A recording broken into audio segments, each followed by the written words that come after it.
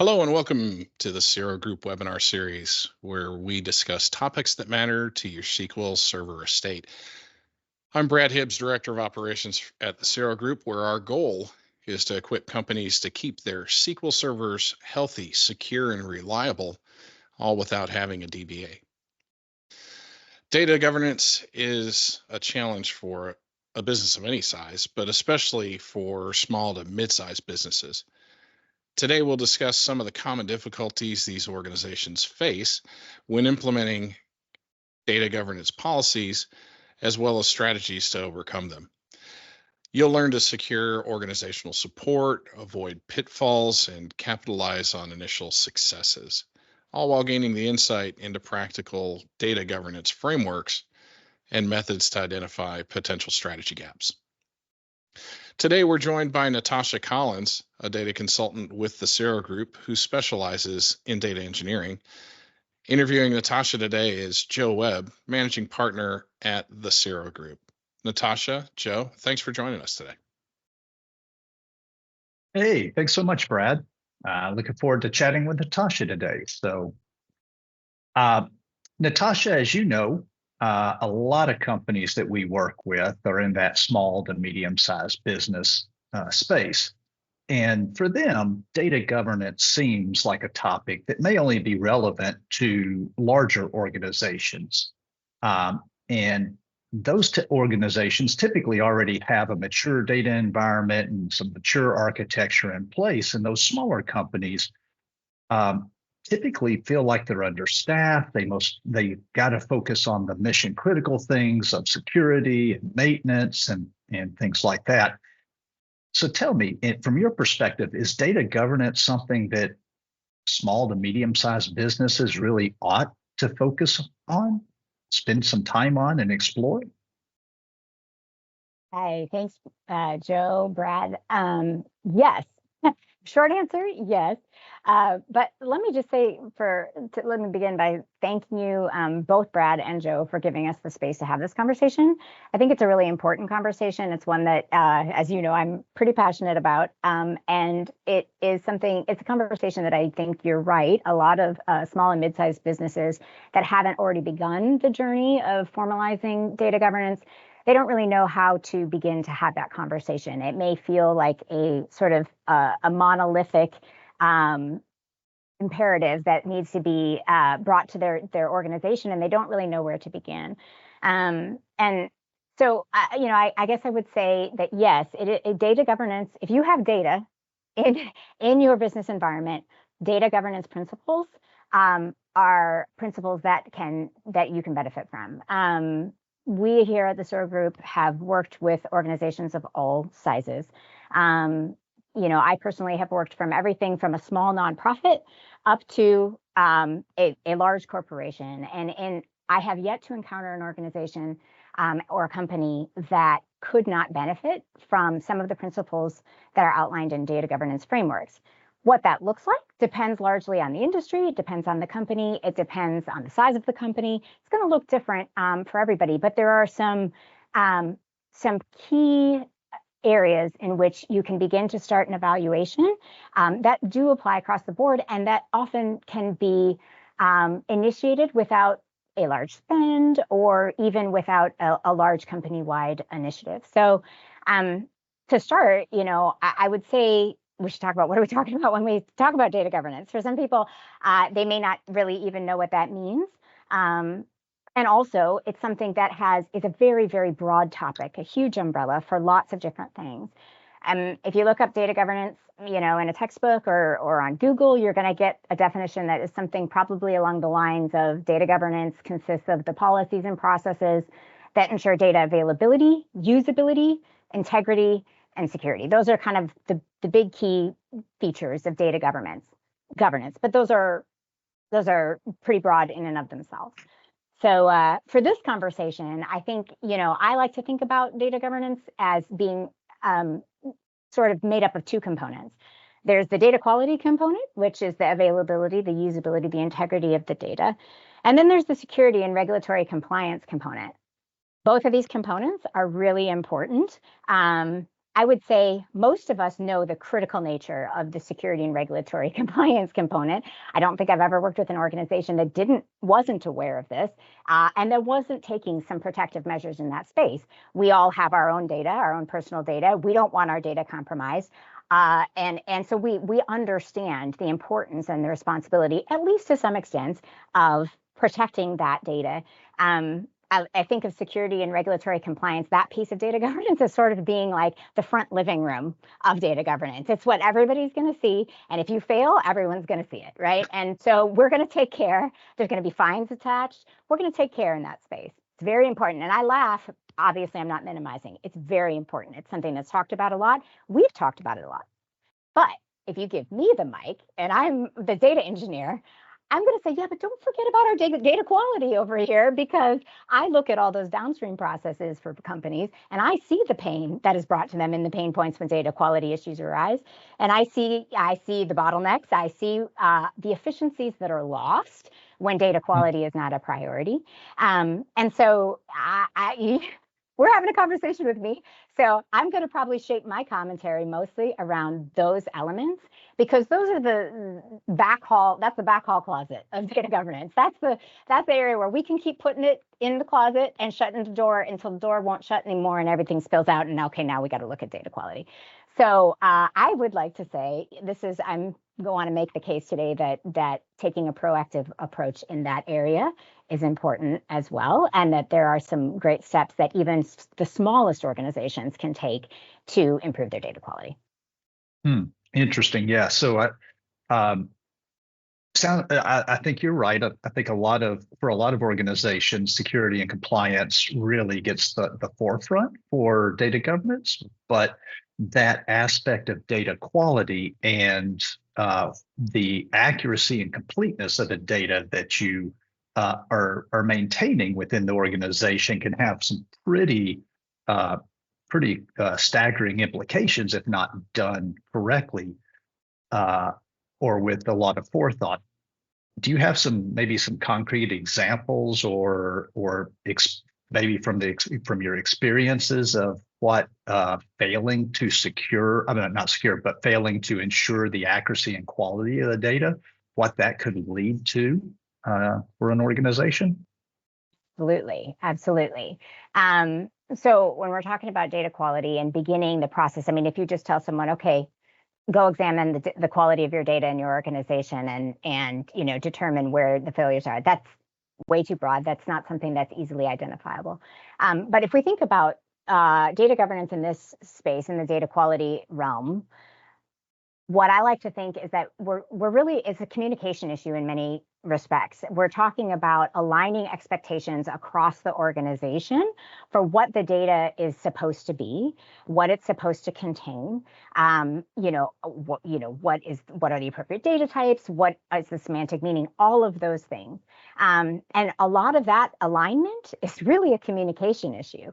It's something that when we have silos, those silos can lead to data quality disparities that are increased. But really, it's aligning the expectations of data producers with data consumers. And so what I mean by data producers, we're talking about end users, we're talking about applications, we're talking about vendors, software vendors, maybe developers, if we have in-house developers. We're talking about people who are producing the data for a function. They're either entering data, they're a customer account manager and they're entering data, or maybe they're building an application for completing sales, placing orders, logging patient encounters, whatever that may be, but it's producing data for a function. Downstream from that, we have data consumers that are taking that data, that transactional data, that data that was given for a function to complete a function, and reusing that data for a different function in a way that differs from that original function. So we're talking about taking it and reporting on it, we're aggregating it, or instead of processing the order, we're tracking the fulfillment of it, or instead of logging a patient encounter, we're filing the claim or billing for that encounter. So we're taking that data and we're repurposing it. You can see where we're going here. If producers and consumers are not aligned, producers are going to be creating their data for what they need for the efficiency of their function that they are creating the data for. Consumers are going to probably modify that data and need it presented in a different way for their function. If these two do not communicate, we get broken processes, we get misalignment, we get reporting that is inaccurate, we get all kinds of outputs that are negative for the business in terms of the efficiency of the business, the accuracy of what's reported, the accuracy of even just operational accuracy. I was, in terms of what some of these sorts of data quality failures, how they can creep in, where we see this misalignment between data producers and data consumers. There's a fellow online that I like his content. He talks a lot about data governance and particularly in the data quality arena. And he's speaking about it. His name is Chad Sanderson, and he's speaking about it particularly for companies that are looking to get into the area of AI, maybe not developing their own AI, but leveraging AI. And he, even though that's maybe a little bit outside the scope of what we're talking about today, he has a really good breakdown of sort of the different 5 common ways in which data quality failures can creep in. And I tend to agree that this does encapsulate a lot of what all businesses see to a greater or lesser extent.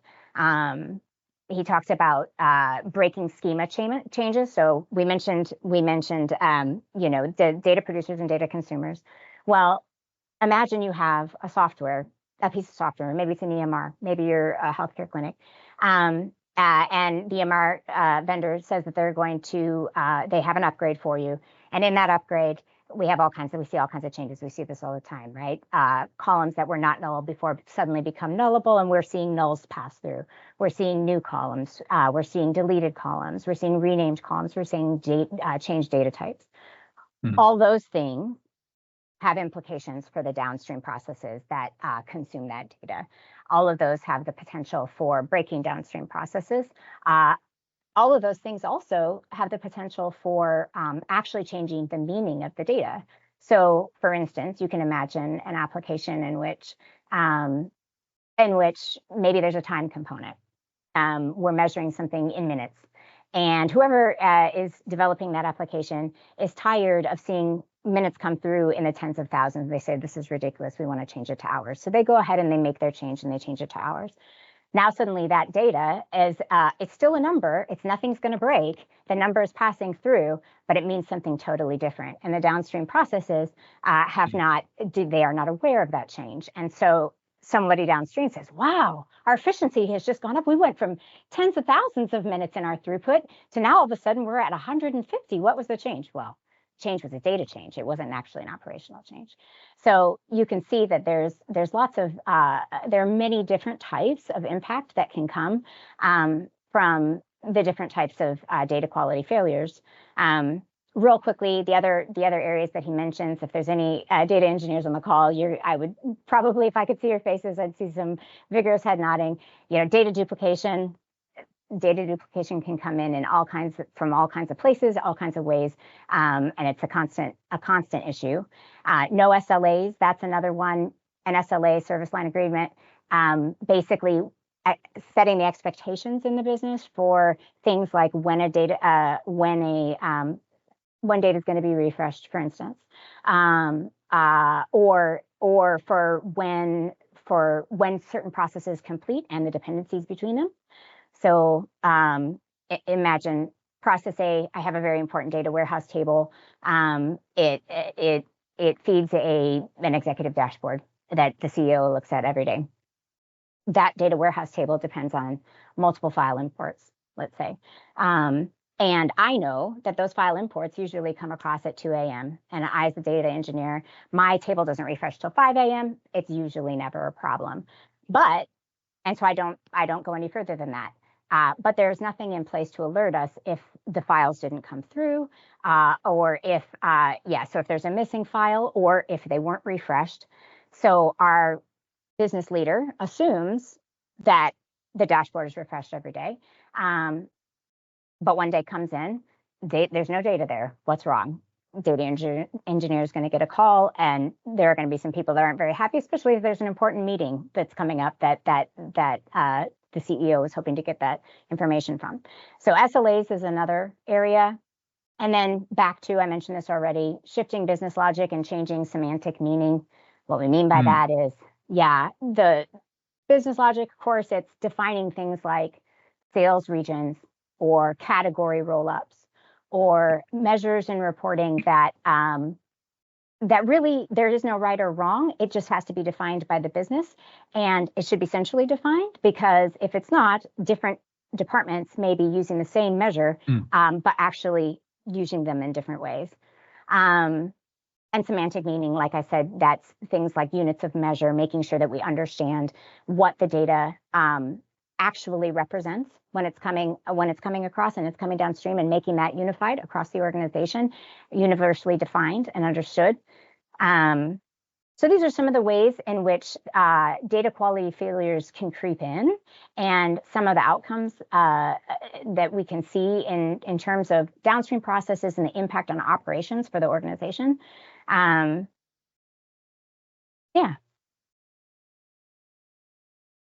No, that's very interesting. I've been on a couple of different projects, and I'm certainly not steeped in the data engineering role, but I've been on several projects where it became evident far too down the path of the project, where the definition that one department assumed for a data element was very different, similar but very different than another department assumed. And once you pulled that information together and tried to reconcile it, you realized that these two departments didn't define those data elements the same way. And as a result, the numbers were very skewed. And it took quite a bit to go upstream to try to figure out where are they getting off, because at the beginning, everyone assumed it was an aggregation issue, it was missing data issue, and it wasn't until they got it all the way back up to the data producers that it was realized that the definition used by each of these different departments was very different. And the two weren't able to be reconciled until one of them had to end up making some pretty significant changes. So it's interesting that you mentioned that. Yeah, I agree. Another one that I've seen very similar is, and we've seen this, we see this with some frequency. So in small to mid-sized businesses, you often have a collection of applications that are driving the operations of the business. Those applications are sitting on their own transactional databases that are potentially on different instances of databases and everything. But if there isn't an in-house data professional, for instance, often those are spun up, they're installed by the vendor, and then they're kind of left alone. The vendor manages it, and that's okay. But in smaller businesses, sometimes what I've seen happen is the business managers, often that application will be tied to a business function, like we talked about, and that function is tied to a department, and that department's tied to a manager, and the manager learns that application really well and understands all the ins and outs. And the way they do their reporting, because maybe there's no centralized reporting, is they're going in and they're running canned reports within the application, pulling out data, bringing it into an Excel spreadsheet, and doing some manipulation. And some of the things that people can accomplish with Excel blows my mind sometimes. It can be very sophisticated analytics, but right at the beginning of that process, it's running that canned report. There's embedded logic, and that embedded logic might be different than what's embedded in a canned report of some kind in a different application. So different managers, they pull their data in different ways from different systems, even though it's supposed to represent the same thing. And then they bring it into their spreadsheets and perform their analytics, come to a meeting, and it's difficult for them to understand, well, we're both talking about the same entities. Why do our numbers not align? Well, it could have to do with where you're getting your data, if you're getting it from different application systems. It could have to do, like you said, Joe, with your departmental definition of data. I've seen it where like a sales region, for instance, by one department included one zip code, and in the other department it didn't, and the numbers differed, and it took a while to figure out, oh, we're including this zip code as part of the eastern region, and you're including it as part of the southern region, and so these are the kinds of and lots of time can get wasted sometimes that way, and by key figures in organizations that are trying to get clarity on the data to make the best business decisions. So a little bit of proactive forethought to formalize all of these things can really sometimes prevent some heartburn down the line. And those responsible for those data reports, those data aggregations, when it's inaccurate, then it really undermines the credibility of the entire process to those outside of the process. And so they begin to call in question okay, this I know is obviously incorrect because it doesn't match my expectations. Therefore, I'm going to assume that the entire project, the entire report, the entire process is flawed some way, and it kind of undermines that trust. So I know you recently wrote a blog post that kind of talked about some of the challenges similar to what we're talking about now with the challenges of data governance for the small and medium-sized businesses. Sounds like this is something that a lot of them really should be considering doing. Where can they begin? What should they focus on right off the bat as they consider the data quality and data governance within their organization? Well, that's a great question. And I would say that it's pretty similar to any organizational change effort, in that often for any kind of change, and certainly a change that would formalize something like data governance, you're going to have to pave the way in a number of different ways. Culture is a really big part of that. Education is a really big part of that. But the challenges that we see most often are maybe byproducts of not having a data-driven culture, or a culture of data quality is maybe the better way to say that. And that is, the 4 challenges I identified in that post were no buy-in. Okay, so you get business, and this makes perfect sense. I completely understand. We're focused on operational efficiency. If operations doesn't run the way that it needs to run, we have no business. That's what we have to focus on. That's our priority. Totally get it.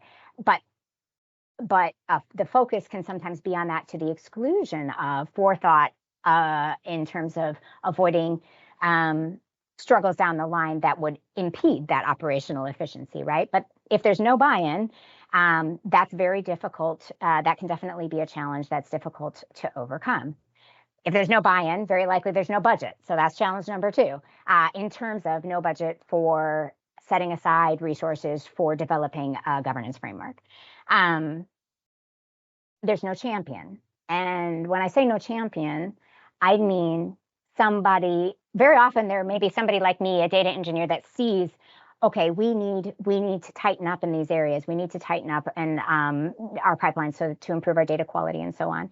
But without having someone within the organization that has the ability to champion that cause, it may be something that falls on deaf ears. So that can be an obstacle. We'll talk here in a second about how to overcome that. But additionally, though, you might have a champion, and you might be starting to get buy-in, but another stumbling block can be if the general sentiment is that there's an internal skills gap. We don't have anybody that can really help us to get to where we need to be with this.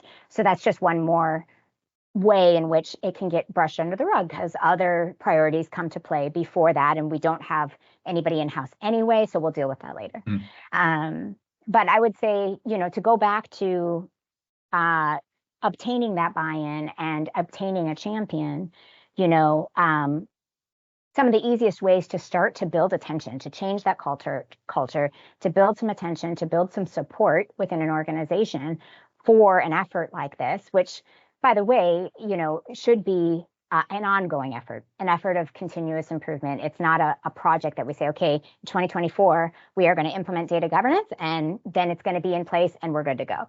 It's an ongoing effort. And so the way you can begin that is to find, you start where it hurts, right? Start with the pain points that people feel and look at those and say, is there a cost-effective, easy solution that I can put in place that would alleviate that, maybe not completely, but to a large extent.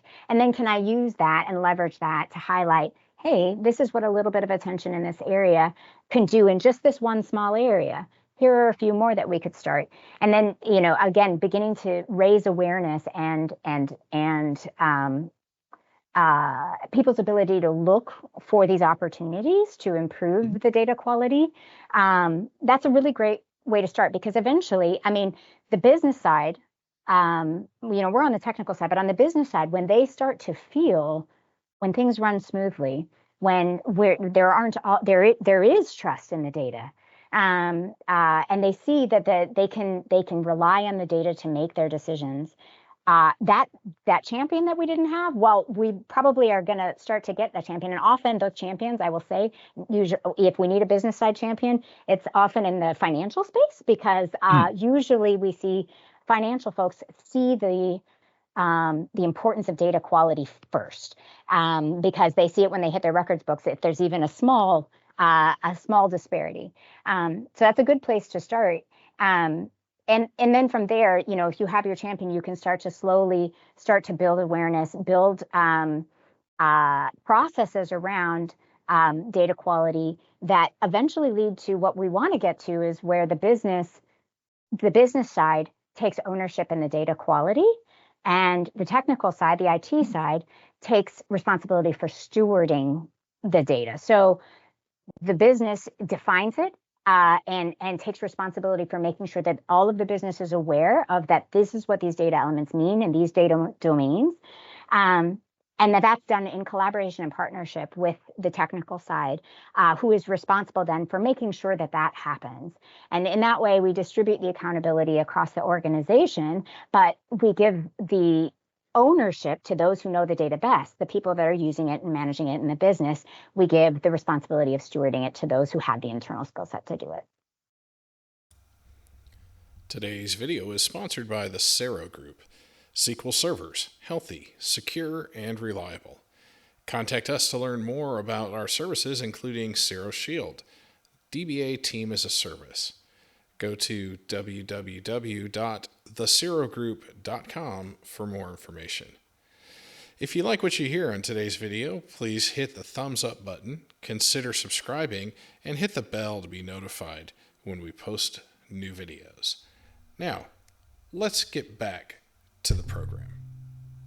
Natasha, you just mentioned a couple of terms that I don't know that everyone who's listening necessarily has a lot of clarity around the nuances between them. You mentioned the term data steward and data owner. A lot of times we think of IT owning, everything data, security, everything data, but it sounds like that may not necessarily be the case. So what do you mean when you say data steward versus data owner? Great question. I'm glad you brought that up. So a data owner is going to be somebody whose function is probably a business function, and whose business function is intimately tied to the data domain in which they are the data owner. So in the financial space, for instance, maybe the CFO is the ultimate data owner, but probably that's distributed down. But if there's multiple levels of within the finance department, and so you'll often you'll have somebody who is head over financial reporting. That person is very familiar and intimately familiar with the business operations from a financial perspective. They understand the business in a way that I, as a data engineer, am probably never going to understand. They know what this data needs to be. They know what the metrics are. They know what it is they're trying to calculate. I, as a data engineer, I know how to calculate it. I know how to make the pipelines, be built in such a way that we can deliver the data and aggregate it in the way that they want to see it. So Mm. as I am the steward, I am the one that speaks with the data owner, who knows what they need and gets clarity also. So I can, when I don't understand, I go to them and I get, I get clarity on what it is they're needing. Maybe I work as I'm building those pipelines very intimately with them about, okay, this is what I've built. Is this what you're wanting to see? And we work together to validate the data. It's not only on the technical side, nor is it only on the business side. And so that's what we're talking about when we're talking about data owners and data stewards. And it does touch on a point that's really, I think, very key when we're talking about data governance for data quality, which is that the business and IT, the business and the technical side, really need to collaborate, not only in terms of in terms of taking responsibility for the data quality, that it has to be a mutual effort. Okay, good. Yeah, that I appreciate you clearing that up. That's helpful. So, as an organization, as a small to medium sized business looks at taking their journey towards better data quality, towards better data governance, as they're beginning to implement that, how do you recommend? I mean, what would be some of the first steps? How would you recommend they get started? Yeah, great question. Okay, so I like I said, I think as with any change effort, I think you begin with high impact solutions that are cost effective and that are quick wins. Quick wins are always a good way to get attention. And not only to get attention, though, but to make progress quickly and to build momentum and to get Mhm. that buy-in. And just as a side note, when I'm talking about buy-in, I don't only mean buy-in from the executive level, although that's important, right? Because top-down leadership is important for driving a culture. But particularly with regard to data governance, it's important to have buy-in at all levels of the organization. Your frontline users, your end users, they need to understand the importance of inputting the data the way that the business expects it to be input, following very likely if there should be validation within the applications, right, that are validating a certain way, but maybe not. Maybe that's not there, and maybe the business relies on data processes. It's really important that at that level, that there's an understanding of why the data needs to be inputted in a way that it in the way that it does, and an understanding.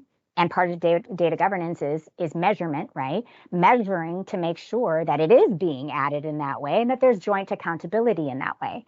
As you move down the pipeline, then same thing for data engineers. And I've seen this lots of times, that good data governance processes can be viewed as unnecessary bureaucracy if the reasons for them are not understood. And when that is the case, especially if you have a somewhat larger organization, you're going to get people in different departments who are going to come up with their own workarounds. I need to get my job done, and I need to get it done as quickly as possible. And I don't have time to wait for the change advisory board meeting next week. And so I'm going to find my workaround for how I'm going to do this thing. Well, that defeats the purpose of data governance. And so it's important that at all levels, there's buy-in that we have joint accountability for that data quality, that we personally will be held responsible for our decisions that affect data quality, and that we all are looking to produce the same result, which is high quality data for our organization to be delivered, both for operational efficiency and for strong decision making, data-driven decision making that will benefit the company and ultimately all of us. Mm-hmm. Okay, that makes sense. You mentioned earlier the term data champion, as kind of one that usually is kind of spearheading a lot of this initiative internally. Are there things that you found that a data champion could do to help make sure they get buy-in up and down the organization? Yes, that's a great point. So I think, making successes known that's a big one, right? Having the success is one thing, but making sure that it's understood and understood what caused the success. So on the technical side, it would be easy to implement a fix. And nobody really understands that this was a data governance initiative that fixed this, and now suddenly we don't have this issue anymore. And then using that to leverage to craft a roadmap for similar fixes, similar alleviations of pain points, and a vision for what it would look like as it rolls out over time for a process of continuous improvement. So I think using that as a way to illustrate the culture that the champion feels they should be striving for. Again, probably the champion is going to be helping to establish some of those data owners and data steward relationships and creating those systematic partnerships, and helping each side, if it's new to them, to understand what their shared responsibilities are, because again, it's new. And so helping them to understand, empowering data owners. Some of the data owners, some of the business users may not be used to having the ability to define a metric, for instance. They may have just inherited it from the three people that came before them, and they may not understand that. They may not be used to having the ability to be the owner. So empowering them to own that data and to help make sure that it is what it's supposed to be, and that, yes, you define it in this domain, and we will propagate that to all levels of the organization because you are the data owner in this space. So I think it's just emphasizing the joint responsibility and helping to create those partnerships, and then shining a light on the successes and driving the culture. Yeah, got it. Makes sense. I want to make sure we have enough time left over for any questions that do come in through the Q&A area. So I would one last question, and then maybe we'll turn our attention to that. As we wrap up this portion of the webinar, are there any parting words of wisdom or lessons learned that you'd like to share with everybody in our audience about, best practices? Any words of wisdom or lessons learned that you'd like to share that you've seen that worked well? Well, I would say, I feel like I keep circling back to the same things, but it's don't minimize the impact of small changes. Start there. Small changes can have a really big impact, and they can be, the snowball that starts a much bigger effort, even if you didn't intend it to be. Because one thing that I have seen over and over, one thing I love about my job is when I can help make somebody's life in the business easier. They've been struggling with this problem forever. So whether that's automating something, or in this case, whether it's they've run into this problem over and over and over again. They don't really know how, but every single time this bad data creeps in, they just manually remove it, and then they move on with their day.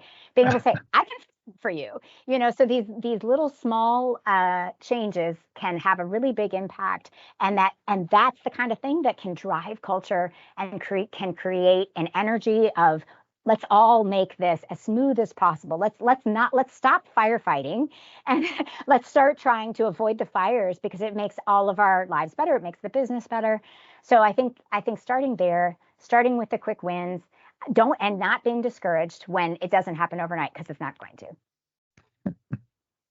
Yes, all good things take a little bit of time, but as you mentioned, the small wins can be parlayed into much larger commitments and much larger wins down the road, right? And as you say, it's almost a little bit like if you're a small change early on can have very big implications further down the road, right? So you're off just a few degrees here, 100 miles from now, it's a big difference. So I think small changes, small wins up front can lead to big improvements down the road. So, well, thank you very much. I have thoroughly enjoyed chatting with you.